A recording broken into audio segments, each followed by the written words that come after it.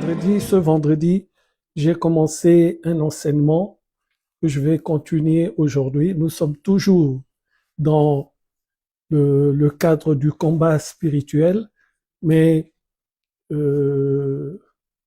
vendredi soir, j'ai donné quelques éléments pour ceux qui étaient là, pour que cela puisse, comment dirais-je, vous instruire, que chacun puisse aussi faire des recherches par la grâce de Dieu. Donc aujourd'hui, je vais parler d'une partie, comment dirais-je, il y a plusieurs armes, mais aujourd'hui, je vais parler d'une arme.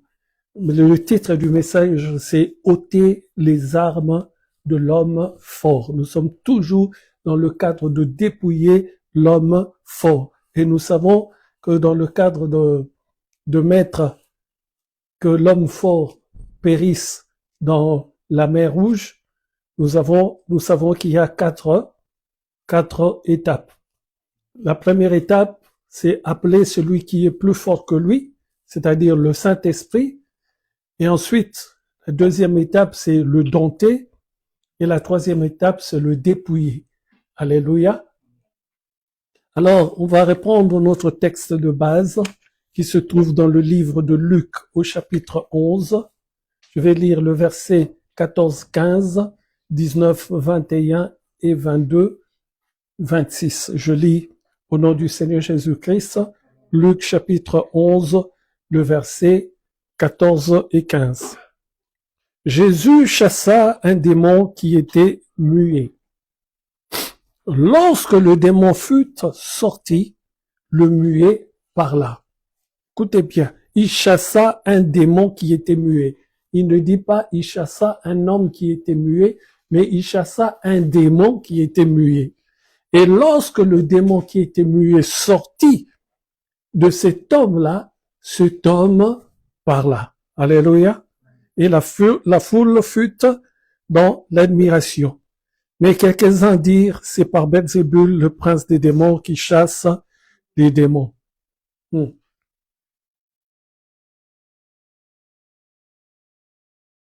Verset 18. Si donc Satan est divisé contre lui-même, comment son royaume subsistera-t-il, puisque vous dites que je chasse les démons par Belzébul? Et si moi, je chasse les démons par Belzébul, vos fils par qui les chassent-ils? C'est pourquoi ils seront eux-mêmes vos juges. Mais si c'est par le doigt des dieux que je chasse les démons, le royaume des dieux est donc venu vers vous. Alors, qu'est-ce que veut dire le doigt de Dieu?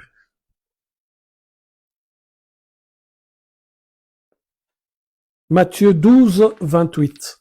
Qu'est-ce que nous dit le livre de Matthieu, chapitre 12, le verset 28 nous dit ceci.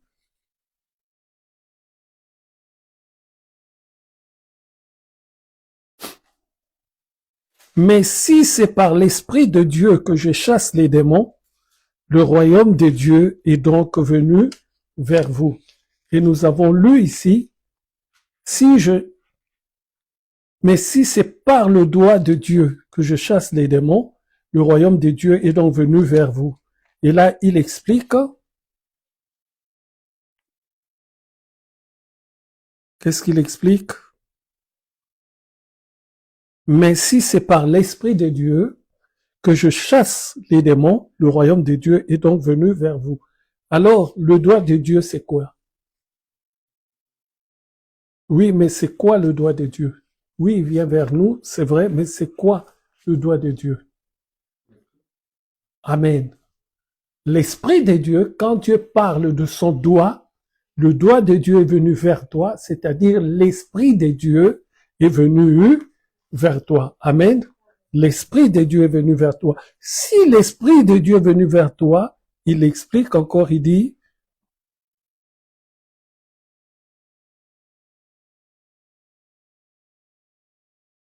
le royaume des dieux est venu vers vous. Donc, l'Esprit de Dieu, le doigt de Dieu, c'est Dieu qui vient vers toi. C'est pour cela, quelque part, le Seigneur Jésus-Christ dit, si vous entendez dire, je paraphrase, je suis à droite et à gauche, ou à gauche, n'y allez pas. parce que je suis au milieu de vous. Le royaume des dieux est au milieu d'eux. Alléluia.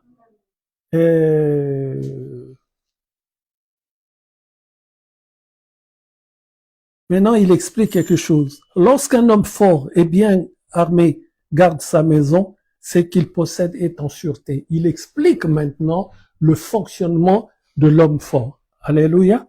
Mais si un plus fort que lui survient et le dompte, il lui enlève toutes les armes dans lesquelles il se confiait. Donc, Dieu montre clairement que l'homme fort, quand il rentre quelque part, il vient dompter la personne, il vient imposer sa nature à la nature que la personne avait.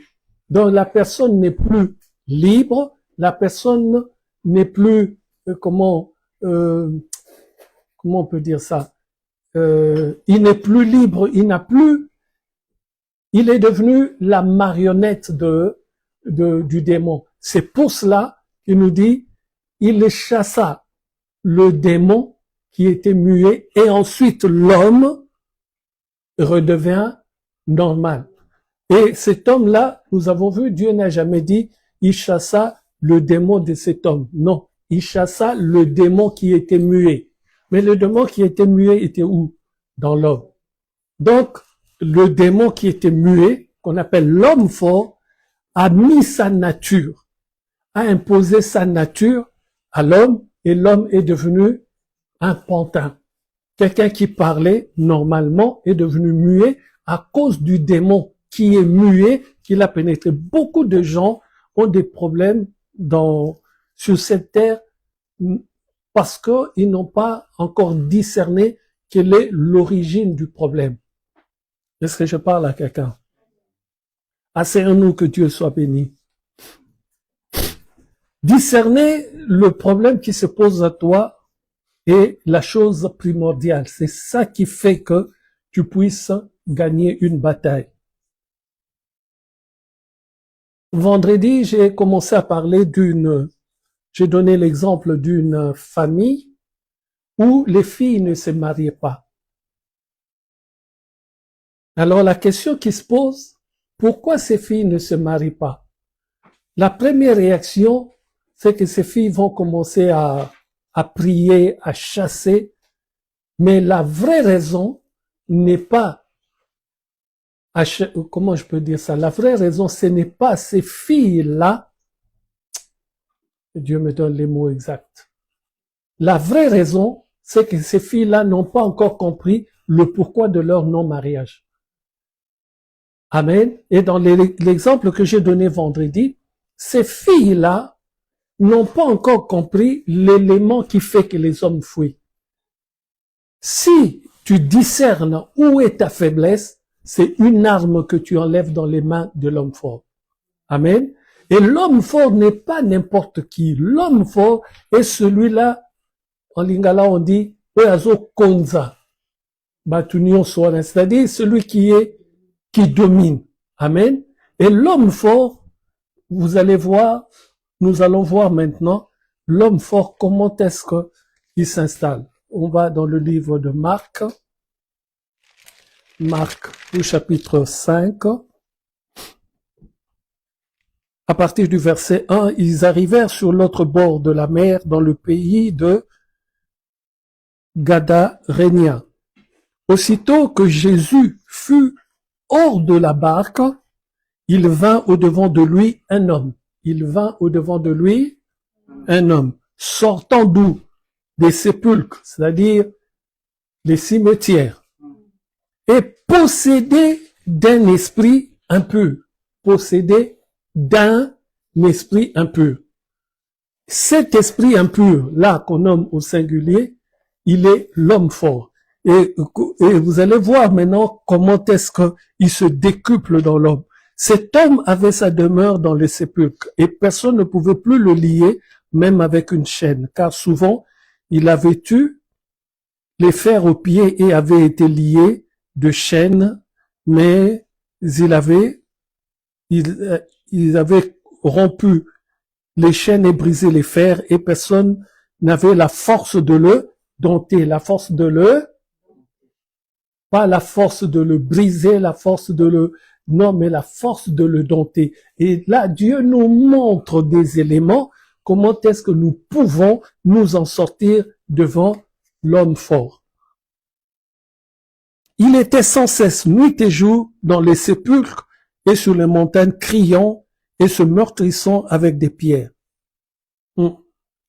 Ayant vu Jésus de loin, il a couru. Ayant vu Jésus de loin, il a couru, se prosterna devant lui et s'écria d'une voix forte, « Qu'y a-t-il entre moi et toi, Jésus, Fils du Dieu très haut? Je t'en conjure au nom de Dieu, ne me tourmente pas. » Car Jésus lui disait, « Sors de cet homme, esprit impur. » Et il lui demanda, « Quel est ton nom? » Écoutez la réponse, « Légion est mon nom. » Il est un esprit, mais il dit « Légion est son nom. » Et j'ai dit vendredi, je crois, la légion romaine, dans les temps anciens, était composée de 2000 à 6000 personnes.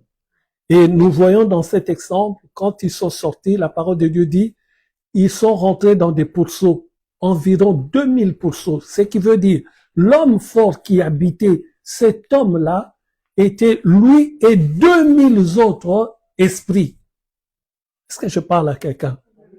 On le voyait se faire du mal, on se voyait se taillader, on le voyait dormir dans des sépulcres, mais c'est parce qu'il avait 2000 autres esprits qui le poussaient à dormir dans le sépulcre, qui le poussaient à aller crier sur les montagnes, qui le poussaient à se taillader la peau pour que le sang coule. Alléluia. Et ça, ce n'est pas seulement un esprit, c'est plusieurs esprits. Alors je reviens dans l'exemple de les femmes ou les filles qui ne se marient pas dans une famille. Parce que ces filles-là, en regardant tous ces exemples, n'ont pas encore saisi quelle est la porte qu'elles-mêmes avaient laissée ouverte. Il y a d'autres choses, n'allez pas commencer à chasser des démons, mais découvrez en vous l'erreur que vous-même vous avez commise ou l'erreur qui est rentrée. Comment dirais-je, vous êtes en train de payer une erreur que vos aïeux avaient commise. Est-ce que je parle à quelqu'un? Alors, dans le cas, par exemple, de cet exemple comme Dieu m'a inspiré, c'est dans cette famille-là, les filles avaient un certain caractère. Et d'après elles, c'était un caractère qui était bien, qui était formidable, elles sont ceci et sont cela. Or, l'esprit impur qui a vu ce caractère, qui a pénétré dans cette famille par rapport à ce caractère, l'esprit impur en a pris d'autres, alléluia, et d'autres qui sont venus avec un masque de vieillesse, un masque de saleté, un masque de ceci ou cela. Est-ce que je parle à quelqu'un? Donc, ces filles ne savent pas que quand les hommes les regardent, ils ne voient que la saleté. Est-ce que je parle à quelqu'un? Mais au départ, ce n'était pas la saleté. Au départ, c'était un trait de caractère, comme on dit, ah, cette fille est trop dure. Mais tu ne sais pas que ta dureté est en train d'introduire dans ta vie quelque chose d'autre. Et il faut avoir du caractère, c'est vrai. Mais il faut pas abuser aussi de certaines choses. Ah, cette fille-là, elle est comme ceci, elle est comme cela. C'est bien. Mais fais attention que ce bien-là devienne mauvais. Est-ce que je parle à quelqu'un? Donc, ce démon est rentré avec plusieurs autres démons. Ils ont détruit la vie de cette famille. La fille qui croyait qu'elle avait un bon caractère, qu'elle avait un caractère dur, tout simplement, est devenue arrogante, est devenue inflexible, et ses yeux ne voient même plus les hommes qui s'approchent d'elle. Même si cet homme-là est l'ange que l'Éternel lui a envoyé, elle ne le voit pas. Pourquoi? Parce que au-delà du caractère, du comportement où elle se dit « je suis dur », où ses sœurs, toute sa famille suit le caractère en disant « notre sœur, notre grande sœur a un caractère formidable, elle est dure ». Mais cette dureté-là a sorti autre chose. Est-ce que je parle à quelqu'un? Elle est devenue orgueilleuse. elle est devenue ceci, cela. Et au-delà de l'orgueil, l'homme fort, le premier esprit qui est rentré, a fait venir d'autres esprits. Alléluia. À cause de l'orgueil, l'esprit mauvais a mis sur la jeune fille aussi un esprit de masque, un autre esprit d'odeur, un autre esprit de ceci, cela. Et la personne qui au départ n'avait qu'un seul défaut, en a aujourd'hui 2000. Est-ce que je parle à quelqu'un? Selon l'exemple qu'on vient de voir, comment t'appelles-tu? On lui dit, comment t'appelles-tu? C'est que le Seigneur est en train de se dresser à un esprit, l'homme fort. Mais l'homme fort répond, une légion, je ne suis pas seul. Mais quand il est rentré dans cet homme-là, il était seul. Est-ce que je parle à quelqu'un? Donc faisons très très attention dans la vie, dans le comportement, l'attitude, la vision, le langage qu'on a. Et très souvent, on fait entrer dans nos vies des dégâts à cause d'une seule chose. Nous nous disions, c'est bien. Amen. On voit aussi des gens, que ce soit un enfant qui a vécu ou qui vit seul avec son père ou seul avec sa mère. Amen. Nous voyons beaucoup de dégâts là-dedans. Pourquoi? Parce que en étant le chouchou, en étant le fils unique, en étant que l'enfant sur lequel toute notre attention est basée, le jour où il y a un deuxième enfant, le premier enfant devient jaloux. Pourquoi? Parce que avant toute l'attention était sur lui. Est-ce que je parle à quelqu'un? Et ça crée aussi des problèmes. Mais au départ, ce n'était pas un problème. Mais dès qu'arrive le deuxième enfant, il y a la jalousie qui monte et l'esprit fort qui est rentré parce qu'il avait vu le comportement sur le premier enfant, lui, il attendait que l'arrivée du deuxième. Et ensuite, maintenant, il met son poison en mouvement. Est-ce que je parle à quelqu'un? C'est la même chose à l'école. C'est la même chose à l'école. Il y a le professeur de physique qui t'aime bien, qui te fait toujours passer devant pour expliquer les autres, mais tu oublies que dans les cours, il n'y a pas seulement la physique. Il arrive le professeur de biochimie et tu n'es pas fort en biochimie. Et tu commences à croire que celui de biochimie, celui de chimie ou de biologie ne t'aime pas. Et ça commence à faire quelque chose dans ton cœur. Il y a la haine qui commence à grandir. Entre-temps, c'est pas qu'il ne t'aime pas, c'est parce que tu n'es pas assez fort dans cette branche. Au lieu de commencer à chasser les démons sur cet homme qui n'est pas un démon, commence d'abord par apprendre ton cours. Amen. Est-ce que je parle à quelqu'un? C'est à toi de chercher les voies et moyens.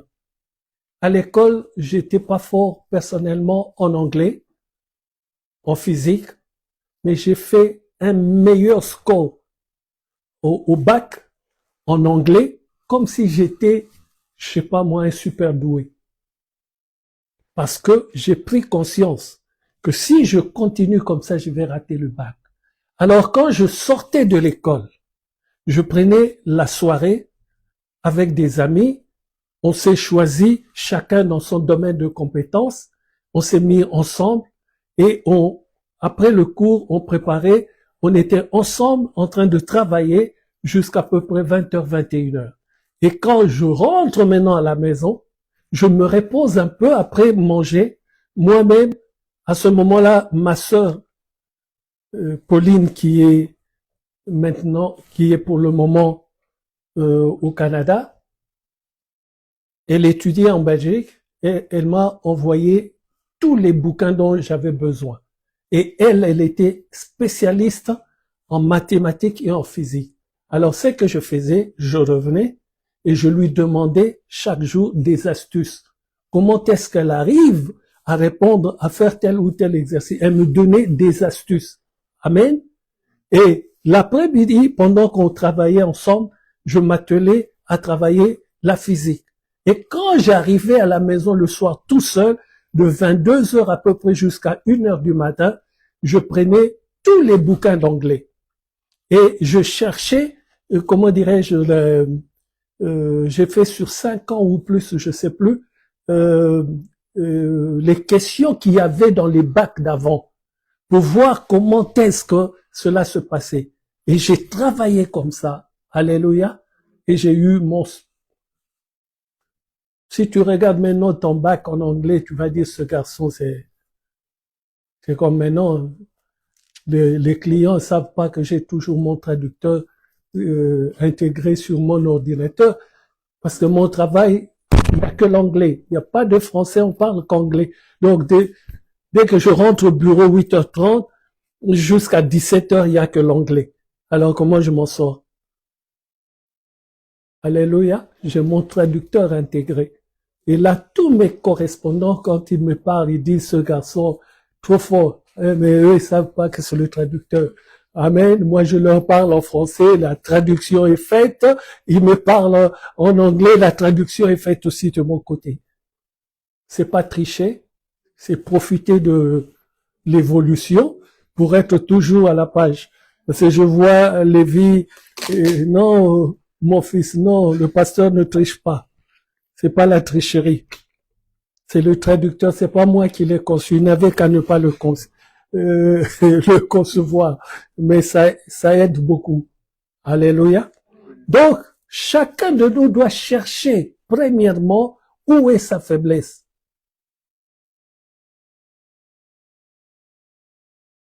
On peut prendre même à l'église. Si tu ne prends pas conscience d'arranger ton samedi, tu seras toujours fatigué le dimanche. Il n'y a pas besoin de chasser les démons. Ce n'est pas un démon. C'est le rythme de ta vie qui fait que le dimanche au culte, tu es fatigué parce que tu n'es qu'un être humain. Est-ce que je parle à quelqu'un? Donc, je dis Samuel, mais c'est juste pour l'embêter un peu. Pour que Samuel soit en forme dimanche, c'est à lui de prendre ses responsabilités, de changer son rythme de vie. Samuel doit prendre en conscience que dimanche, pour être en forme, il faut qu'il se repose bien le samedi, et non seulement le samedi, dans la semaine aussi. Amen. Je veux dire, le pasteur me met des bâtons dans les roues. Maintenant, tout ce que moi je fais là, je le ferai plus. Prends ta croix et suis le Seigneur Jésus-Christ. C'est ça, prendre sa croix. C'est-à-dire, tout fait de telle manière pour suivre le Seigneur Jésus-Christ. Est-ce que je parle à quelqu'un? Il n'y a pas besoin que je t'impose les mains dessus, que je vais chasser quoi? C'est ton rythme. C'est à toi de marcher sur ton rythme. C'est à toi d'assujettir ton rythme. C'est à toi d'imposer à ton rythme la volonté spirituelle. Ce n'est pas moi. C'est pareil. Quelqu'un qui est habitué, par exemple, à venir au culte dans la semaine, qui ne vient plus au culte, et je n'ai pas à prier. Est-ce que je parle à quelqu'un? Si je n'ai pas à prier, ce n'est pas une question de prière, c'est une question de volonté. Si, à un moment, tu avais senti la volonté, je donne un exemple, ça tombe sur toi, Johanna, je ne dis pas que c'est ça, mais je donne un exemple. Johanna, par exemple, avait pris la décision de sacrifier, si je puis ainsi m'exprimer, sa journée de mardi pour être au culte. Si elle change d'avis, elle ne sacrifie plus sa journée retourne. Quand je dis sacrifier, c'est-à-dire, elle s'est dit, ce mardi, je ne prends pas de rendez-vous. Je dis, c'est un exemple. Elle ne prend pas de rendez-vous pour être dispo au culte. Si elle commence à reprendre le rendez-vous le mardi, il n'y a pas besoin que je prie, que je vais chasser quoi? C'est sa volonté, c'est à elle de revenir à sa première volonté. Et ça, je le dis pourquoi? Parce qu'aujourd'hui, le Seigneur m'enseignait, on le verra, je ne sais pas dans combien de temps, sur comment on rentre dans la maison des dieux. Il m'a ramené à ce qu'il avait ordonné à Moïse. Il ordonne à Moïse de faire le tabernacle. Mais lisez la parole de Dieu, quand il ordonne à Moïse de faire le tabernacle, il lui dit, il y a l'enclos, il y a l'extérieur, et quand tu rentres dans la porte, tu rentres dans le parvis, mais tu n'es pas dans le Saint des Saints. Et quand tu es dans le parvis, quelque chose qui m'a frappé ce matin, dans le parvis, j'ai vu deux choses. J'ai vu là où on sacrifiait les animaux, et ensuite, la deuxième chose, avant d'arriver à la porte de la sainteté, c'est un bac d'eau pour se nettoyer. Donc, j'ai compris ceci. Tu peux arriver dans le parvis, mais il m'a rappelé ceci. Il a dit, qu'est-ce que j'ai dit à Pierre? Il n'a pas dit à Pierre, je te donne la clé. Il lui a dit, je te donne, sur cette pierre, je bâtirai mon église. Je te donnerai les clés, pas une clé. Ce qui veut dire, il y a plusieurs étapes pour arriver devant le Seigneur. Et j'ai compris que la première étape, c'est arriver devant le bac du sacrifice d'Holocauste. C'est-à-dire, tu dois brûler ce qui est en toi de charnel avant d'arriver là où tu dois te laver pour porter un habit qui te permettra d'être dans le sein de l'Éternel. Et ce n'est même pas encore fini parce qu'il y a le Saint des Saints après. Mais c'est la marche. Donc la marche avec Dieu, tu peux rentrer dans le parvis, tu prends et rentrer dans le parvis. Ah là là là, ce matin vraiment j'ai été rempli d'une manière pas possible. Il me dit ceci, pourquoi j'ai dit que ceux-là qui viendront me disant Seigneur, Seigneur, nous avons fait ceci, nous avons fait cela, nous avons prié et les gens ont été guéris, tout ça. Mais je leur dirai, je ne vous ai point connu.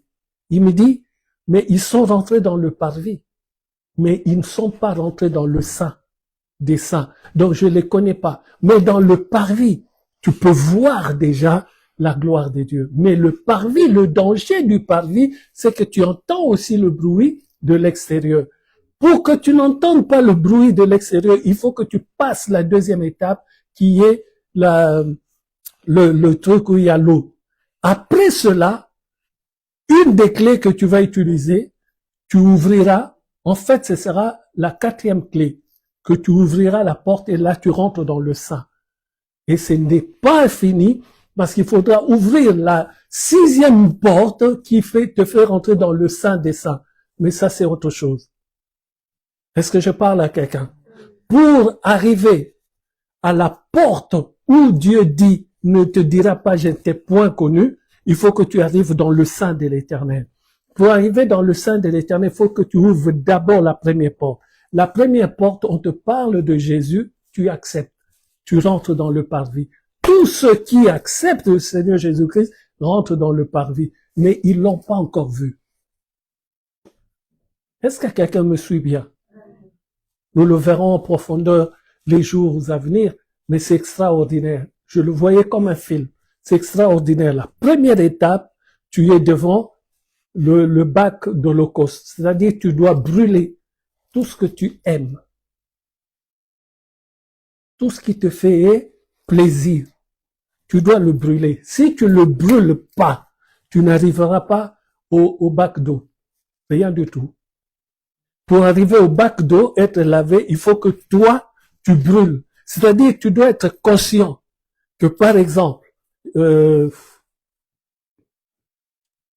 comment je peux dire ça? J'aime ceci. Mais tu dois comprendre dans l'esprit ce que tu aimes, quelle est la conséquence de ce que tu aimes. Est-ce que je parle à quelqu'un? J'écoutais tout à l'heure le pasteur Sanogo, il a dit une chose qui m'a frappé. Il a dit ceci. Pour être quelqu'un,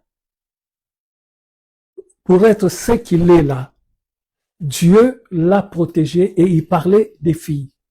Il dit, lui, quand il a cru au Seigneur, il a dit clairement à Dieu, moi j'ai un problème avec les filles.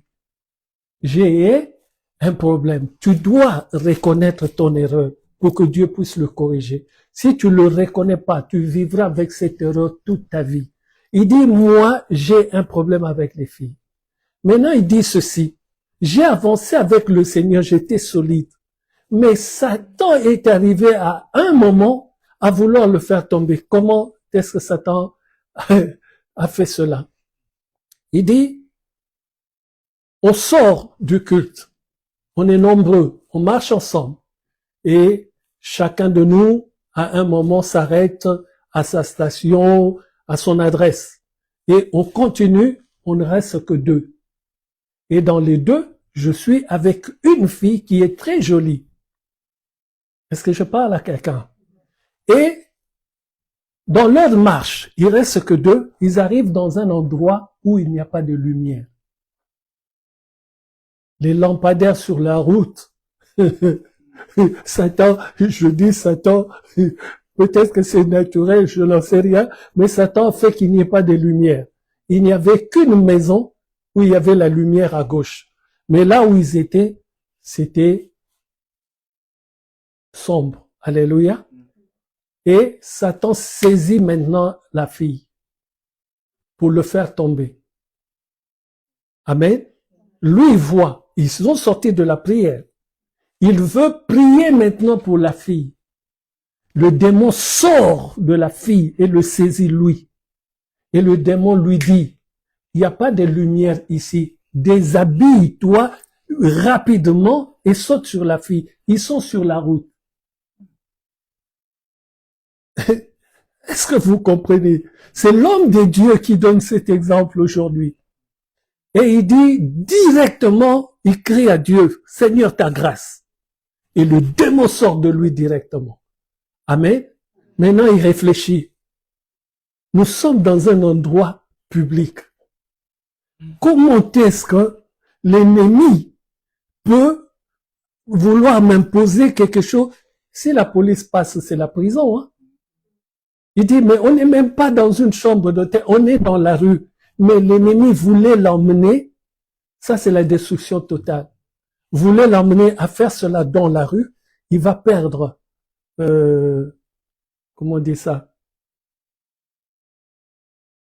Sa dignité et tout ça, et ce sera une personne que l'on marquera à vie. Exhibitionniste, il va faire la prison, le ministère est foutu. Voilà où Satan essaye de nous emmener. Pour qu'on perde tout. Souvenez-vous, le démon ne vient que pour égorger, détruire et il manque un.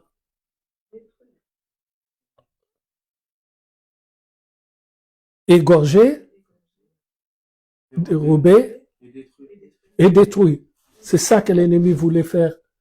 Alors, qu'est-ce qu'il a fait? Il a réveillé la fille, lui a dit, si tu restes là, moi je m'en vais. Lève-toi, on part ensemble, sinon je te laisse là, je m'en vais. Parce qu'il a compris une chose, le seul moyen pour lui de s'en sortir est de ne plus marcher seul avec une fille. Est-ce que je parle à quelqu'un? Parce qu'il connaît ses faiblesses. Il a compris que pour lui, marcher avec une fille est un danger. Un jour, il disait, même quand il est en voiture, jamais il fait asseoir une fille devant. Parce qu'il se connaît. Est-ce que je parle à quelqu'un? Quelqu'un qui se connaît doit de lui-même mettre les barrières dans sa vie. Ce n'est pas moi qui viendrai mettre les barrières dans la vie de Samuel. C'est Samuel lui-même qui décidera, à partir d'aujourd'hui, je fais comme ceci, je fais comme cela. Moi, mon travail, c'est de l'aider dans la prière. Alléluia. Mais cela doit venir de lui et lui seul. Sinon, ce que moi je vais faire n'aura pas d'impact. C'est comme si je priais pour rien. Est-ce que je parle à quelqu'un? Alors aujourd'hui, il est ce qu'il est parce qu'il a mis des barrières dans sa vie. Amen. C'est très important. Quand tu connais tes faiblesses, quand tu sais voir où tu es faible, c'est alors que tu vas t'élever contre cette faiblesse et tu marcheras avec Dieu. Quand tu te seras levé contre cette faiblesse, tu es en train de te dépouiller devant la place de l'Holocauste. Alléluia. Et maintenant, tu es passé à autre chose, tu es lavé, tu es habillé proprement pour rentrer dans le saint. Amen. Mais encore une nuance. Je pensais que si tu étais rentré dans le Saint, c'était fini. Et que après c'est le Saint de Saint. Non. C'est quand tu es dans le Saint des Saints que c'est fini. Beaucoup arrivent dans le Saint et retournent encore dans le parvis. Vous savez pourquoi? Parce qu'il n'a pas tout coupé. Il en a gardé un peu. Ah, ça c'est pas grave. Dès que tu penses que ce n'est pas grave, tu fais marche arrière. Je vais vous donner un exemple. Si Dieu venait te dire, si tu commets encore ce péché, je vais te tuer directement. Est-ce que tu penses que tu vas encore le commettre? Mais puisqu'il vient pas te le dire, et tu penses que c'est rien du tout, et comme nous sommes toujours en train de parler de la grâce de Dieu, c'est comme si la grâce de Dieu était une faiblesse de l'Éternel. Non, la grâce de Dieu, tu es pardonné pour avoir la vie. C'est gratuit, c'est un don gratuit de Dieu. Mais tout ce que tu fais tous les jours ne dépend que de toi-même. Est-ce que je parle à quelqu'un? Est-ce que je parle à quelqu'un? Alors, comme je disais, c'est à Samuel d'aller trouver les moyens pour qu'il soit en forme le dimanche. Amen. Si lui ne cherche pas, ce n'est pas à moi de chercher pour lui. C'est lui-même de chercher, et s'il n'y arrive pas, il demande mon support dans la prière. Je parle à Dieu pour lui dans ce qui lui fait défaut. Amen. Mais c'est d'abord toi-même qui dois décider. Tu faisais quelque chose pour l'église, ou tu fais quelque chose pour l'église. Le jour où tu décides de ne plus faire, ce n'est pas à moi de prier pour ça. Ah non. Tu me fais perdre du temps. Parce que quand tu avais décidé de faire cela, tu ne m'avais pas consulté. Tu en as parlé à Dieu. Et Dieu t'a donné la possibilité, le moyen de le faire. Le jour où tu ne fais plus, va voir le même qui t'avait donné les moyens de le faire. Est-ce que je parle à quelqu'un? Ce n'est pas le problème du pasteur, c'est le problème de toi-même. Ça, j'insiste, le salut est une question personnelle. Moi, mon problème, c'est d'amener la parole de Dieu. Dès que vous rentrez dans le parvis, ça devient votre problème. C'est à vous de traverser la cour. Je répète, quand tu as accepté la parole, Dieu t'a donné des trousseaux de clés. Et chaque étape est une clé que tu mets à la porte. Tu es rentré dans le parvis, tu as utilisé une clé. La deuxième clé t'amène dans le bac des holocaustes, c'est-à-dire tu dois te dépouiller, tu dois brûler tout ce que tu aimes pour pouvoir se laver et être habillé. La parole de Dieu dit ceci. Ésaïe, avant qu'il réponde à Dieu, avant que Dieu lui pose la question, la parole de Dieu dit, un ange vola et prit une pierre ardente. Il prit une pierre ardente. Qu'est-ce qu'il a fait de la pierre ardente? Il l'a posée sur les lèvres de Ésaïe. Et la parole de Dieu nous dit, il fut purifié. C'est-à-dire, une pierre ardente, c'est une pierre en feu. Et s'il pose sur les lèvres d'Ésaïe, c'est la même chose quand tu es devant le coffret de l'Holocauste.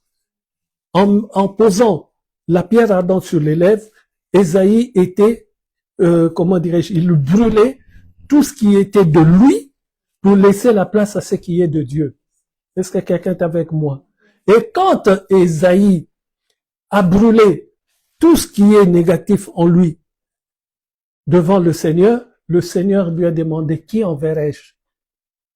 Ésaïe a répondu, moi Seigneur, envoie-moi. Et la parole de Dieu nous dit, il fut revêtu d'une robe de habits blancs. Quand tu es lavé, c'est alors maintenant que Dieu te donne des habits blancs.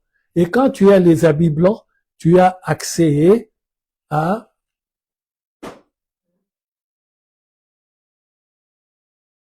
la place sainte. Mais tu n'es pas encore dans le Saint des Saints.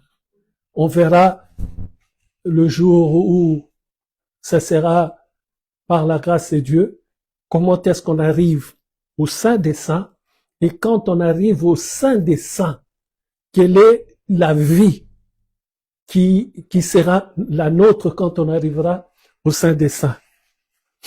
Amen, amen.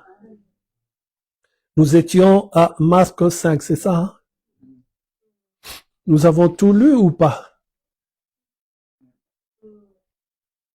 Ben, on va lire quelque chose.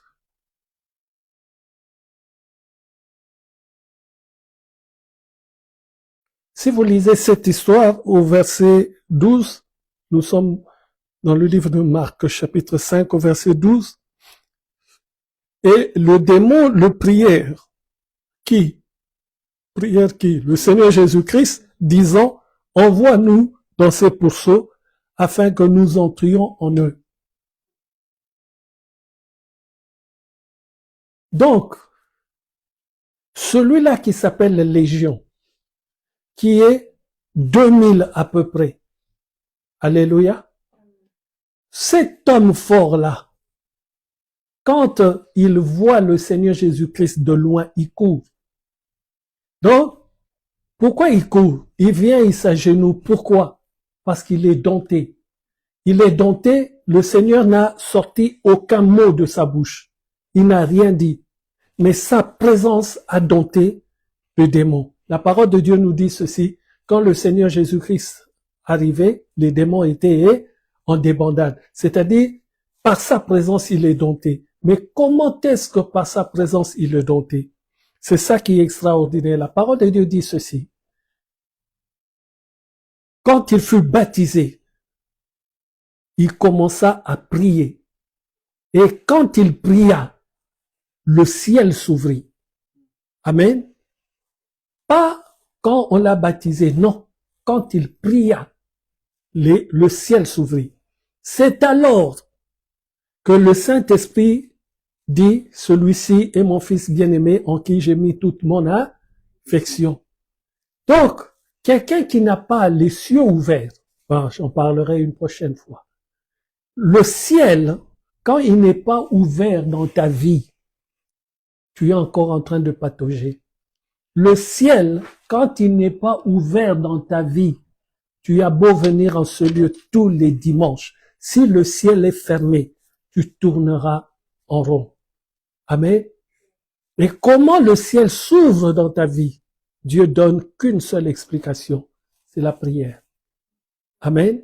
Donc, quand tu reçois la connaissance, va prier avec la connaissance que tu as reçue. N'attends pas que le pasteur vienne prier pour toi. Non, c'est à toi de prier. Et quand tu pries en connaissance de cause, tu pries, tu rentres dans la prière, c'est là que le ciel s'ouvre. Et si le ciel s'ouvre dans ta vie, c'est alors que tu as la connexion divine. C'est alors que tu entends la voix de Dieu. C'est alors que tu comprends les paroles de Dieu. C'est alors que tu sens dans ton fort intérieur quand Dieu te parle. Car Dieu parle de plusieurs manières. Amen. Tu peux l'entendre d'une voix audible, mais tu peux l'entendre dans ton cœur. Mais attention, quand Dieu te parle, il y a aussi l'ennemi qui te parle. Amen. C'est en progressant dans la prière, en t'affectionnant des choses d'en haut, que tu sauras faire le tri entre la voix des dieux et la voix de Satan. Amen. Ces temps-ci, je suis en train d'enseigner les enfants d'Allemagne et c'est extraordinaire une question qu'un enfant m'a posée sur la compréhension de la voix. Et en appliquant les explications que je leur ai données, ils ont commencé à entendre dans leur cœur quand Dieu leur parle. Est-ce que je parle à quelqu'un? Entendre Dieu, c'est comprendre dans ton cœur que c'est Dieu qui me le dit. Tu vas le savoir comment? En t'instruisant dans la parole de Dieu. Ce que Dieu te dit doit être ce qui est dans la parole qui est la sienne. Ce que Dieu te dit doit te faire du bien. Dieu ne peut pas te dire quelque chose qui te fait mal. Non. Dieu, ce qu'il te dit, c'est pour toi. Alléluia. Dieu n'est pas gentil, Dieu est bon. La gentillesse, c'est la sensation humaine, charnelle. Mais la bonté, c'est la nature. Amen. Dieu est de nature. La bonté est sa nature. La bienveillance est sa nature. La miséricorde est sa nature. L'amour est sa nature. Amen. Mais très souvent dans les hommes dans le monde, même l'amour n'est pas la nature d'une personne. C'est les hommes sur la terre prennent tout comme un sentiment, une expression. C'est pour ça que je n'aime pas que quelqu'un vienne me dire, pasteur, j'ai vu cette fille, un coup de foudre. Je risque de te rembarrer tout de suite. Pourquoi? Parce que ce que tu dis là n'est pas de l'amour, c'est une sensation humaine. Tes yeux ont vu, tes yeux ont apprécié, et il y a un bourdonnement dans ta tête, tu n'es plus la même personne pour raisonner. Et dès que tu as perdu la raison, vous appelez ça coup de foudre, moi j'appelle ça une perte de raison. Amen. Quand quelqu'un te plaît, cela ne doit pas être seulement un bourdonnement dans la tête. Cela doit être une paix dans ton cœur. Cela doit t'amener à penser, à amener cette personne-là dans le sein de l'Éternel. Est-ce que je parle à quelqu'un? Pour que Dieu puisse vous conduire tous les deux, personne n'est, pas personne, bon, je sais pas comment dire ça, mais l'être humain est confronté à deux choses dans sa vie. Encore, je vais en parler rapidement, encore autre chose que Dieu m'a mis à cœur depuis ces jours-ci. Quand je vais prendre le métro en allant au travail, il y a juste, quand tu descends les escaliers, je sais pas, maman Maggie, si elle a remarqué, un papa qui est assis sur une chaise roulante, là, et qui prie, c'est un musulman qui prie dans leur langue. Je le vois chaque fois là. Et quand je le passe pour aller descendre maintenant l'escalier pour le quai où je prends mon métro, il y a une maman, aussi arabe, qui s'assoit là. Maintenant, qu'est-ce qui est arrivé dans ma pensée? J'arrive et puis, c'est comme si je disais au Seigneur, mais cette maman-là, je parle d'abord de la maman, c'est vrai que le papa, comme il prie, mais Dieu m'a repris après, comme il prie dans leur langue et fait leur truc là, je m'en occupe pas. Mais ce n'est pas ça que Dieu nous demande. Même s'il n'est pas chrétien comme toi, c'est un être humain. Amen. Donc, je vois la dame et je me dis, Seigneur, tu es en train de m'enseigner sur faire le bien et pratiquer le bien. Donc, cette maman que je vois là, si je lui donne quelque chose, je fais le bien. Et Dieu me dit, je ne te demande pas de faire le bien, je te demande de pratiquer le bien. C'est-à-dire, il faut que cela soit tout le temps, que cela soit une habitude en toi. Amen. Si tu lui donnes aujourd'hui, tu as fait le bien. Mais je ne te demande pas de faire le bien, je te demande de pratiquer le bien. Est-ce que quelqu'un est avec moi? Et la pratique du bien, Dieu m'a enseigné toute cette journée-là, la pratique du bien, c'est quelque chose qui doit être ancré en nous. La pratique du bien, l'Église doit avoir la pratique du bien. C'est pour cela, pour cette maman-là, et Dieu a rajouté cet homme-là, une fois par semaine, je me dois. Mais c'était pour l'enseignement de l'Église. On se doit. Si tu vois une personne, que tu remarques que la personne, Dieu te met la même personne tout le temps devant toi, il y a une raison. Amen. C'est que tu dois faire quelque chose pour Dieu, pour cette personne. Est-ce que quelqu'un me suit? Missa sort tout le matin, Missa rencontre la même personne tous les matins. Cela veut dire Dieu veut que Missa fasse quelque chose pour cette personne. Il y en a d'autres, tu le vois aujourd'hui, tu le verras, je sais pas moi, une année après. Mais si c'est la même personne, alors je demandais à Dieu, comment est-ce que je peux faire le bien pour cet homme? Si je lui, c'était surtout pour la dame. Qu'est-ce que je peux faire? Si je lui donne aujourd'hui une pièce, qu'est-ce qu'elle va faire de cette pièce? Elle attendra qu'on mette encore d'autres pièces, qu'on lui donne encore d'autres pièces pour arriver à se nourrir. Alors l'Esprit me dit, chaque semaine, une fois par semaine, tu dois lui donner de quoi manger pour la journée. Est-ce que je parle à quelqu'un? Donc, dans ce panier, on mettra aussi le reste qui nous sert à rien, que ce soit une pièce, que ce soit pas les offrandes que tu fais pour l'église dans les enveloppes. Sans enveloppe, tu mettras une pièce qui traîne en poche, tu mettras ça, ce sera pour une fois par semaine pour que puisse manger cette maman-là. Amen. C'était clair dans mon esprit, pas lui donner 1 euro, mais lui donner de quoi se prendre un repas.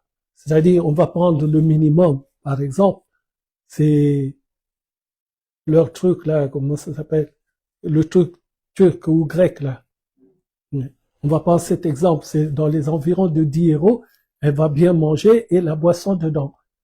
Une fois par semaine, je dois donner à cette maman-là de quoi manger une fois par semaine. Et ce sera tout le temps tant que Dieu la gardera en vie, tant qu'elle s'assiera devant moi avant que je descende l'escalier. C'est ça, pratiquer le bien. Mais si je lui donne une pièce aujourd'hui, je fais le bien. Samuel, est-ce que ça rentre? Mais Dieu ne nous demande pas de faire le bien, Dieu nous demande de pratiquer le bien. C'est pour cela que je vous demande à tous, chaque fois que tu rencontres, tu constates que tu rencontres la même personne, là je parle de la bonté de Dieu, surtout pour les démunis. Quand tu rencontres une personne démunie, chaque fois c'est la même personne, il faut que cela fasse tilt dans ta tête. Amen. Tu seras autorisé de prendre quelque chose, un repas, dans le panier de l'église, à chaque fois, une fois par semaine, pour venir en aide à cette personne. C'est là que Dieu me dit, c'est là que vous aurez ouvert le ciel de bénédictions dans le domaine de la bonté. Amen. Comme, comment est-ce qu'on dit ça? À tout Seigneur, tout honneur, c'est une façon de parler. C'est, je ne mets pas dans l'enveloppe, mais je mets dans le panier. Dans le panier, tout ce qui traîne, que Lévi, après avoir fait la fête avec celle que tu connais, il te reste même une pièce. Cette pièce-là n'est pas à mettre dans l'enveloppe, c'est quelque chose à mettre dans le panier. Amen. Et c'est cela, chaque fois, là pour le moment. Donc, dès lundi, mardi plutôt, quand je vais au travail, cette maman-là, elle aura quelque chose à manger. Et c'est une bénédiction pour l'Église, l'épouse du Seigneur. Amen. Et ce sera quelque chose qui est en dehors des offrandes de l'Église, en dehors des offrandes spéciales, en dehors des dîmes. C'est à mettre là-dedans sans enveloppe. Amen. Et je prendrai cela chaque fois, et selon ce que j'ai compris, pour telle ou telle personne. Amen. C'est-à-dire pour le moment, la maman là, elle ne sait pas, mais Dieu est en train de la bénir pour des bons, au travers de l'église, l'épouse du Seigneur. Et ensuite, il y aura ce papa-là qui est musulman, qui prie tout le temps. Dès que tu descends, tu es en train de le voir prier. Et pourquoi j'ai commencé à me poser la question? Parce que je vois ses frères musulmans en train de passer, mais lui, il est en train de faire des prières. Mais ils sont en train de le dépasser. Donc nous devons montrer à nos frères musulmans que cet homme-là qui est en train de prier, peut-être sa prière est aussi pour eux, mais ils sont en train de le dépasser. Et nous qui ne sommes pas musulmans, nous devons l'aider. Amen, pour montrer l'amour que Dieu a mis en nous. Est-ce que quelqu'un me suit? Très bien. Ça, on le verra une prochaine fois dans la pratique de la bonté. C'est très important. Je vous assure, mon esprit est bouleversé de droite à gauche parce que Dieu est en train en même temps de m'apprendre beaucoup de choses. Je disais, ces démons-là ont supplié le Seigneur Jésus-Christ parce qu'il les a domptés. Et nous voyons la miséricorde de Dieu est extraordinaire parce que il a eu pitié des démons. Logiquement, quand on dit c'est un démon, mais il a eu pitié des démons. Il leur a permis de rentrer dans les pourceaux et ensuite les pourceaux se sont noyés. Et deuxième chose extraordinaire, les gens du village, eux, on le verra aussi prochainement, la bénédiction du territoire, c'est quelque chose d'important. Dieu a parlé de la bénédiction du territoire dans le livre des Genèse. Mais nous voyons que ces gens-là ont dit au Seigneur, quitte notre territoire. Donc la grâce est arrivée chez eux, ils ont rejeté, ils ont refoulé, ils ont refusé la grâce. Oh, que Dieu me garde de ne jamais habiter dans un coin comme ça. La grâce est venue chez eux, ils l'ont rejeté. C'est l'être humain. Dieu ne travaille qu'avec ta volonté. Dieu ne travaille pas comme un tortionnaire t'imposant quoi que ce soit. Non. Dieu travaille avec ta propre volonté. Missa est d'accord, Dieu vient, il s'installe. Alléluia. Missa veut faire du bien parce que tout un chacun de nous a deux choses déjà en nous. C'est, bon, je vais le dire, mais je le développerai après. Dieu dit ceci quand il rejette Saül, il dit ceci. J'ai trouvé en David, pas j'ai trouvé David, j'ai trouvé en David l'homme selon mon cœur. C'est dans le livre des Actes, chapitre 13, le verset 22. Ce qui veut dire en chacun de nous. Beaucoup d'entre nous disent, Dieu connaît mon cœur, Dieu sait. Je vais te choquer aujourd'hui. Pour que Dieu sache, il faut que tu fasses un acte. J'ai trouvé en David l'homme selon mon cœur. C'est que ce n'est pas, tu t'assois là, tu ne bouges pas, et puis Dieu, il vient, il sonne ton cœur, il dit, toi tu es bon. Non, non, non, il dit pas ça. J'ai trouvé en. Par rapport à ce que David a produit, Dieu a trouvé que David était l'homme selon son cœur. Donc, si tu ne fais rien, personne ne peut savoir que tu es bon. On saura que tu es bon quand tu auras produit les actes de bonté. Pourquoi? Parce que nous avons en nous deux surfaces, en chacun de nous. Une surface de bonté et une surface de méchanceté. Car il y a Dieu, il y a aussi Satan. Alors c'est à toi de faire ressortir la bonté qui est en toi pour que Dieu puisse le renouveler. Il dit dans le psaume 51, bon, c'est pas d'aujourd'hui, mais bon, je vous dis, comme ça, quand j'enseignerai cela, vous ne serez pas là la bouche ouverte parce que j'en ai déjà parlé. Amen. Il dit ceci, le psaume dit ceci, ô Dieu, crée en moi un cœur pur et renouvelle en moi un esprit bien disposé, renouvelle en moi un esprit bien disposé. C'est qui veut dire, les dispositions, tu les as, positives et négatives.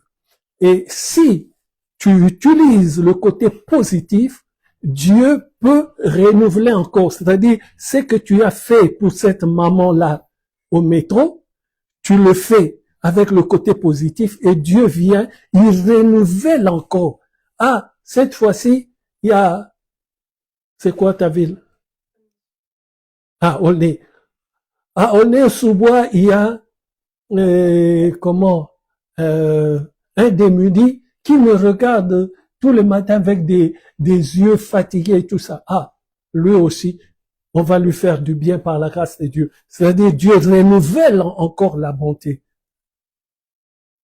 Et je vais terminer par une chose. Oh, purée, j'en ai entendu aujourd'hui des instructions. Dieu m'a dit ceci. quand tu fais des calculs, tu fais les calculs selon ce que tu reçois. Il dit c'est bien, mais c'est selon le monde.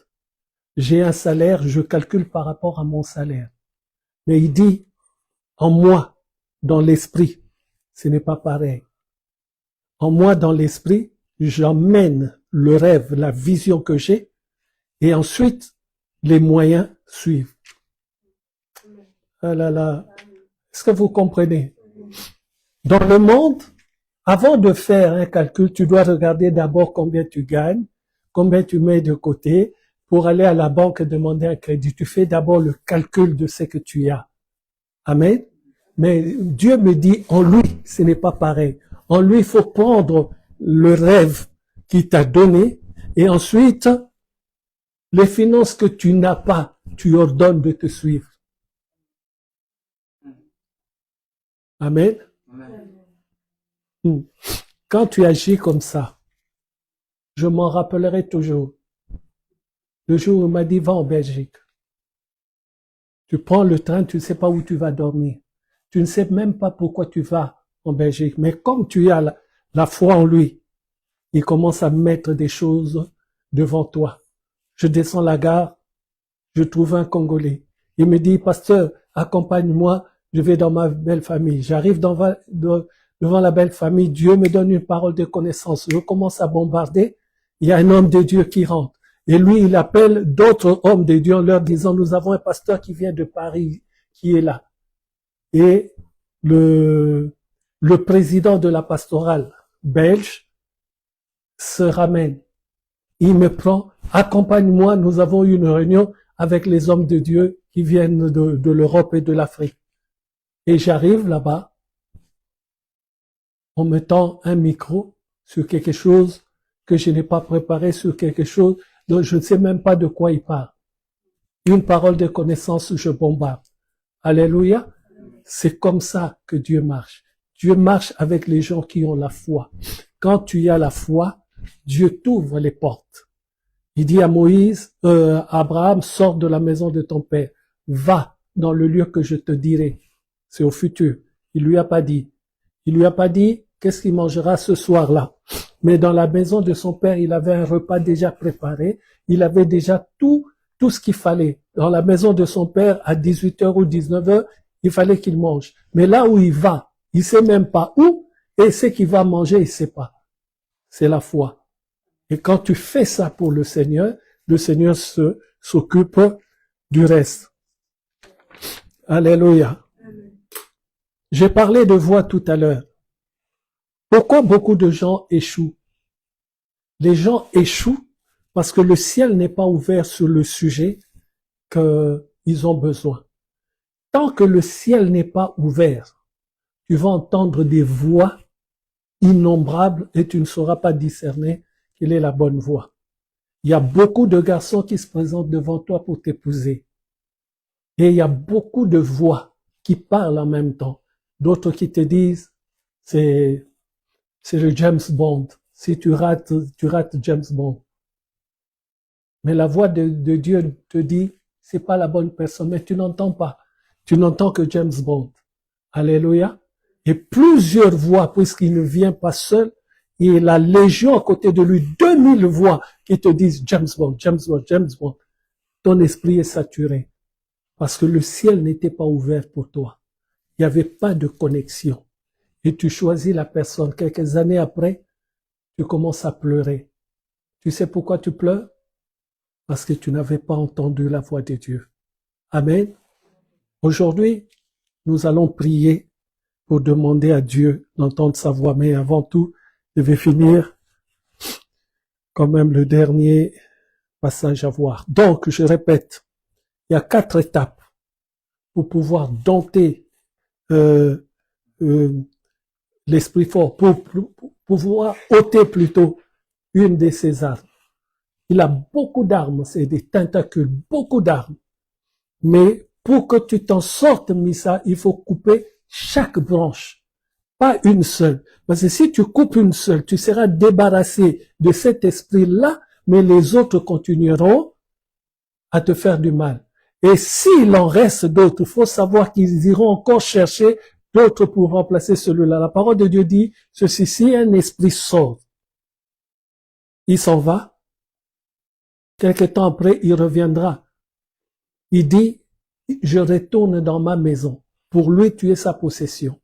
Et quand il arrive, tu es balayé et orné, tu as reçu des enseignements, tu es rentré dans le parvis. Alors, qu'est-ce qu'il fait?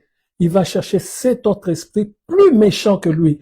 Et la parole de Dieu dit, ta condition sera pire que celle que tu avais avant. Amen.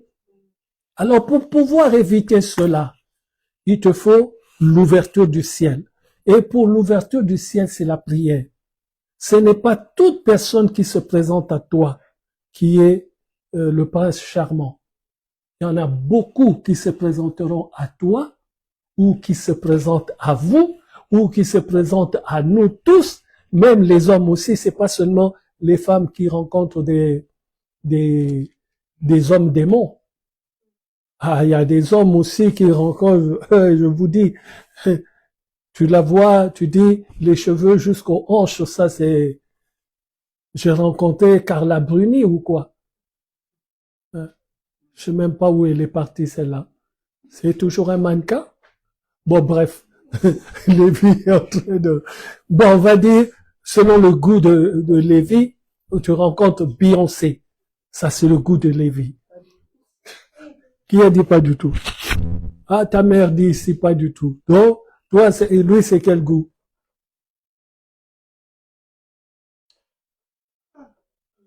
Ah, Lévi, quelle chance!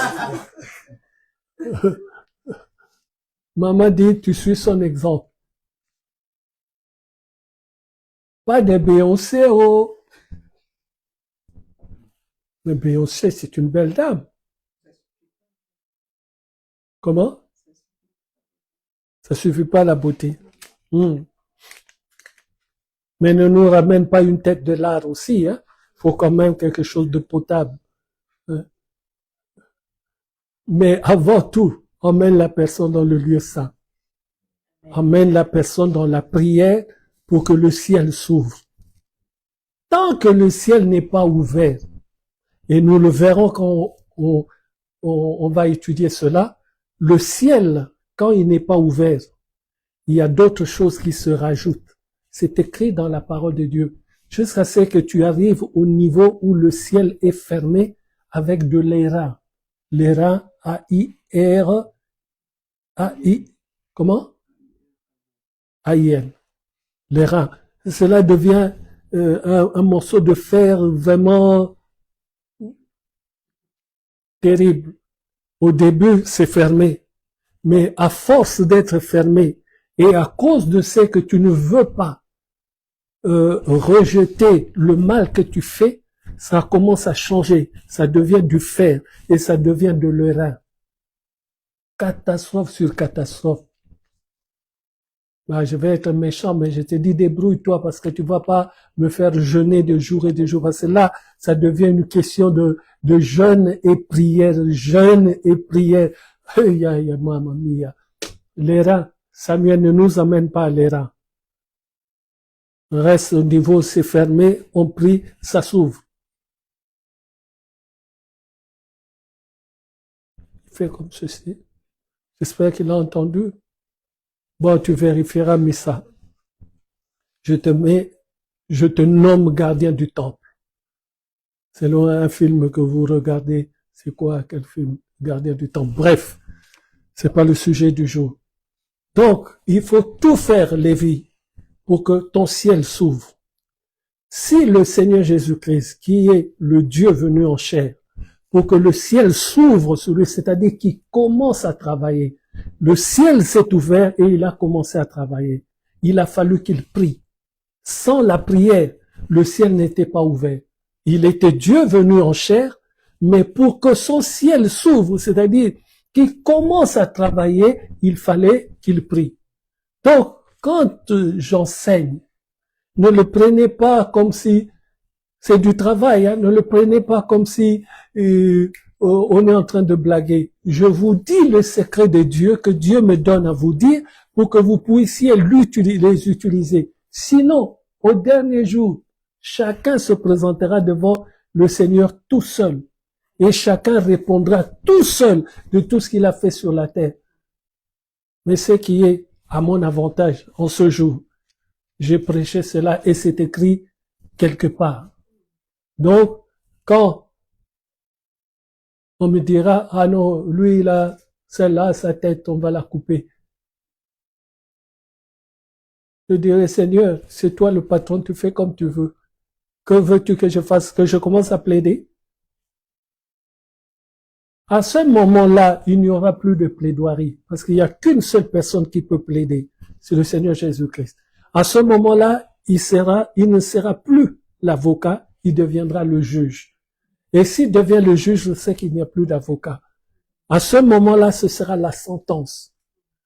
Ne croyez pas que le jugement, on pèsera le pour et le contre de ta vie. Waya. C'est pas comme ça. On te dira la sanction.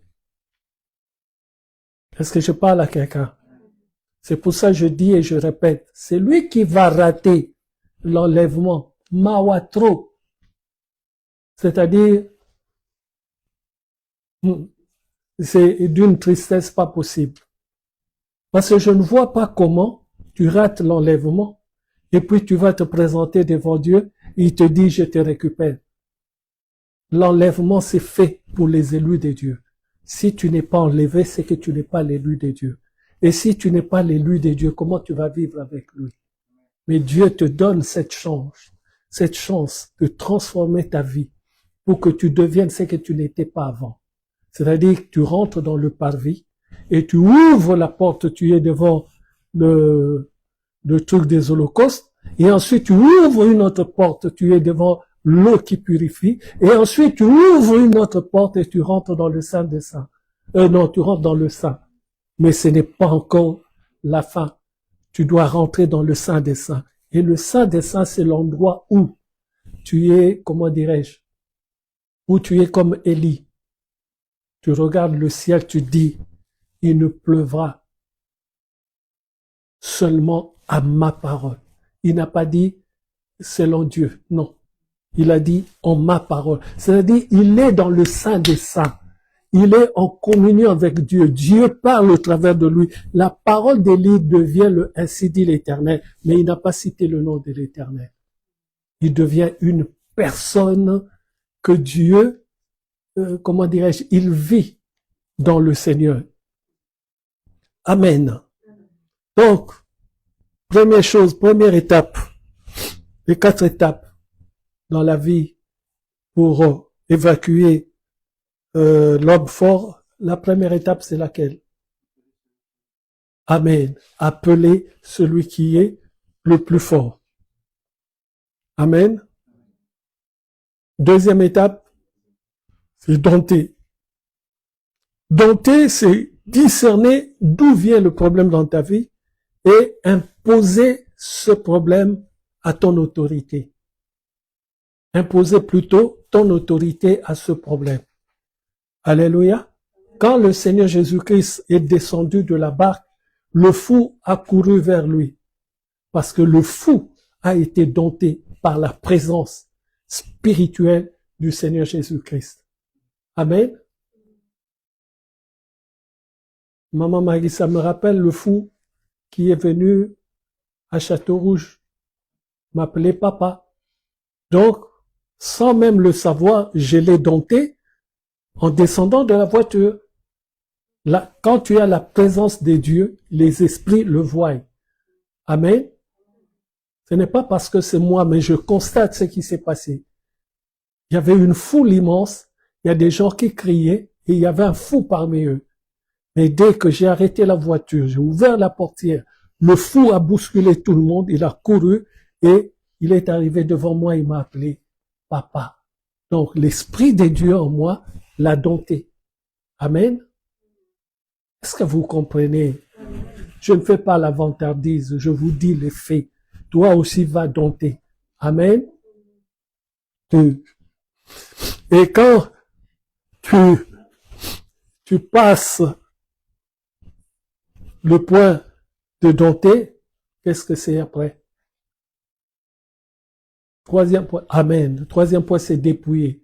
Dépouiller, pourquoi tu dois dépouiller? C'est l'exemple clair que j'ai donné sur une famille, des filles qui se marient pas. Il faut discerner d'abord quel est le problème. Et quand tu reconnais ton problème, c'est comme si tu le coupais. Tu enlèves l'arme que l'ennemi utilisait dans ta vie ou dans ta famille. Tu coupes ce lien. C'est ça, lui prendre l'arme. Il faut le dépouiller des armes qu'il a contre nous. Amen. C'est pour ça qu'il faut toujours chercher. C'est bien beau de chasser. Tu vas chasser, c'est bien beau. Mais avant de chasser, comprends d'abord. Si il y a telle situation, c'est peut-être parce que j'ai cette défaillance. Quand tu trouveras la défaillance, c'est là que tu dépouilles l'homme fort de l'arme qu'il utilisait contre toi. Est-ce que c'est clair? Et on va terminer par 2 Corinthiens chapitre 10. 2 Corinthiens chapitre 10. À partir du verset 4, la parole de Dieu nous dit ceci: car les armes avec lesquelles nous combattons ne sont pas charnelles, mais elles sont puissantes par la vertu de Dieu. Et par la vertu de Dieu, elles sont puissantes. Pourquoi? Pour renverser les forteresses. L'homme fort vient, le fort là, un fort c'est quoi? Non, pas dans ce sens-là, mais on dit le fort à l'amour par exemple. Voilà, comme un château, forteresse. Amen. Et fort vient du mot forteresse. Maintenant, Dieu nous explique quelles sont les forteresses que nous devons dégager de nos vies. Il dit au verset 5, nous renversons les raisonnements et toute hauteur qui s'élève contre la connaissance de Dieu. Et nous amenons toute pensée captive à l'obéissance de Christ. Alors, la forteresse qui nous parle, c'est quoi? Quelle est la forteresse que Dieu nous demande de renverser? Vous l'avez dans les écrits, là. Nous renversons les raisonnements. C'est-à-dire, c'est que ton esprit a accepté, a mis en place, mais qui n'est pas de Dieu. C'est pour cela que Dieu dit, voilà, c'est ça. Et nous amenons toute pensée captive à l'obéissance de Christ. Donc, toute ta vie, tu dois chercher quelle est la volonté de Dieu dans telle ou telle situation. Tu veux te marier, c'est une situation. Mais quelle est la volonté de Dieu dans le mariage? Pour que tu ne pleures pas toutes les larmes de ton corps après. Il faut chercher la volonté de Dieu. Il faut toujours chercher la volonté de Dieu. Quand tu as la volonté de Dieu, c'est alors que tout marchera dans ta vie.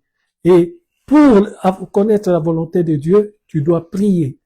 Quand tu pries, Dieu ouvre le ciel pour toi dans le mariage, le ciel est ouvert et tu as la connexion avec Dieu. Amen. Amen. Parce que le mariage, c'est une vie. Tu donnes ta vie à une personne. C'est extraordinaire que tu ne connais pas. Ce n'est pas ton frère, ce n'est pas ton père, ce n'est pas ta mère, ce n'est pas ta sœur. Une personne que tu as rencontrée en cours de route. Tu as 20 et quelques années, par exemple. Depuis 20 ans, tu vis avec ta famille, avec une façon de faire. Et tu rencontres un bonhomme, soit disant qu'il est beau, tu le mets dans ta vie, tu te soumets à sa vie. Tu ne sais pas d'où il vient. Et comme c'est des choses de l'esprit, cette personne-là, s'il a des mauvaises choses, s'il y a des contrats établis dans sa famille, tu hérites tout parce que tu l'as épousé. Et après, tu vas t'en mordre les doigts. Amen. Donc, tu rencontres une personne. Qu'est-ce qu'il faut faire en premier? Amen. Et s'il a des mauvaises choses, amen, il faut les dompter. Amen. Les hommes n'aiment pas ça, mais il faut qu'un homme soit dompté. Amen. Et la femme aussi doit être dompter, c'est vice-versa. Si tu ne domptes pas l'autre et tu penses que ça va se faire en claquant des doigts, tu vas pleurer. Pasteur, je raccroche. Pasteur, je raccroche. Parce que si je vois ton numéro, je mets inconnu directement. Maintenant, tu m'appelles, ça passe. Ça, comment?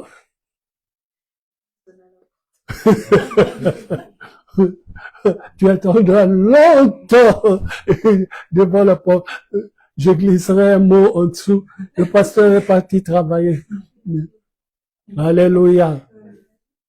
Que chacun, vraiment, que Dieu nous fasse du bien. Nous allons prier maintenant. Nous allons prier pour que le ciel s'ouvre dans nos vies et que nous puissions voir ce que Dieu veut que nous fassions, que nous puissions entendre ce que Dieu veut que nous entendions. Amen. Et ensuite, nous allons prier pour que Dieu nous donne la capacité de couper les tentacules dès que nous comprenons que c'est telle situation qui nous met hors de la présence de Dieu. C'est ça qui fait, comme le pasteur l'a enseigné ce matin, le pasteur Sanogo, il a fui et il a décidé plus jamais il marchera avec une fille seule et jamais il met une fille devant sa voiture. C'est seulement la place de sa femme. Alléluia. Ce sont les garde-fous qui s'est mis lui-même pour le préserver parce qu'il sait qu'il avait un problème avec les filles. Est-ce que je parle à quelqu'un? Si lui, il a fait ça et Dieu l'a amené à ce niveau où il est, c'est que Dieu est en train de nous dire, toi aussi je peux faire de même. Mais toi aussi prends la décision. La décision, c'est la chose la plus importante et la plus efficace. Personne ne peut progresser avec Dieu s'il ne prend pas des décisions. Rappelez-vous, j'ai toujours dit, il faut que tu souffres un peu. Mais cette souffrance n'est pas on t'a coupé, non, non, non. C'est une souffrance du cœur. Mais cette souffrance du cœur, c'est pour un petit moment. Dès que tu changes de chaîne, tu passes outre cette souffrance. Est-ce que quelqu'un a bien suivi la parole de Dieu? Est-ce que quelqu'un a bien suivi la parole de Dieu? Gloire à Dieu. J'ai béni la présence de ma belle tante Cathy Niemba, Madame Domingos, que Dieu se souvient de toi, que Dieu fortifie notre sœur Anita Lelos. J'ai vu que sa mère a été enterrée hier. Vraiment, que Dieu la fortifie. Que Dieu bénisse notre sœur bien-aimée Katia Mbale à San Diego aux États-Unis. Et que Dieu bénisse tous ceux qui suivent maintenant et ceux qui suivront en différé et ceux-là qui suivront après que le technicien en chef ait mis la vidéo sur YouTube. Donc, ce soir, d'accord, tout le monde a entendu, même eux, ils ont entendu ce soir. Et ce soir, ça veut dire quoi, à peu près? Pourquoi tu es très occupé de maintenant 18 heures?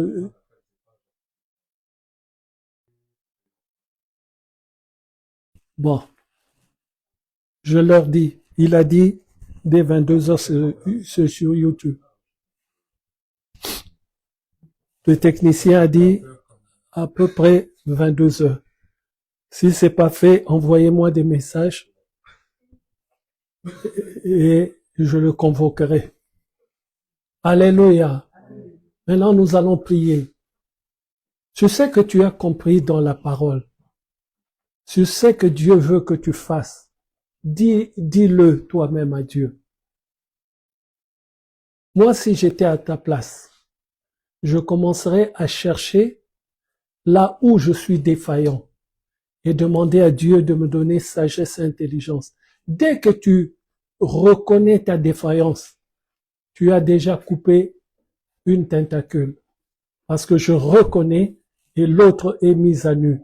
Mais quand je ne reconnais pas, c'est que je suis en train de jouer avec un démon. Et on ne joue pas avec le démon. Alléluia. Sachez ceci. Quand tu as un enfant, bon, vous avez tous été des enfants. Quand il y a un bébé dans la maison, qu'il fait pompon, alléluia, si tu ne jettes pas la couche automatiquement, et si, je sais pas moi, tu le laisses et puis par malheur, ça glisse, ça tombe dans un coin, comment est-ce que tu sauras qu'il y a quelque chose dans un coin? L'odeur. Et à part l'odeur, il y a un deuxième truc. Amen, le mouche. Et au départ, tu verras une mouche, mais quelques minutes après, il y en aura plus d'une dizaine. Et si tu as le malheur de dire, moi je le ferai après, parce que je suis en train de regarder, c'est quoi, Côte Ouest ou je sais pas moi, à la télé, quand tu reviendras 2 heures après, il y en aura 50 000. Alléluia. Cela veut dire, ne laisse jamais traîner quelque chose que tu peux faire maintenant. Quel est le mot français que j'aime beaucoup dans ne remets pas demain ce que tu peux faire aujourd'hui?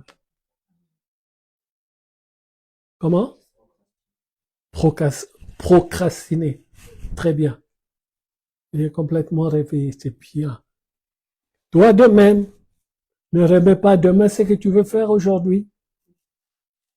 Fais un effort cette semaine. Arrange-toi. Prends sur toi.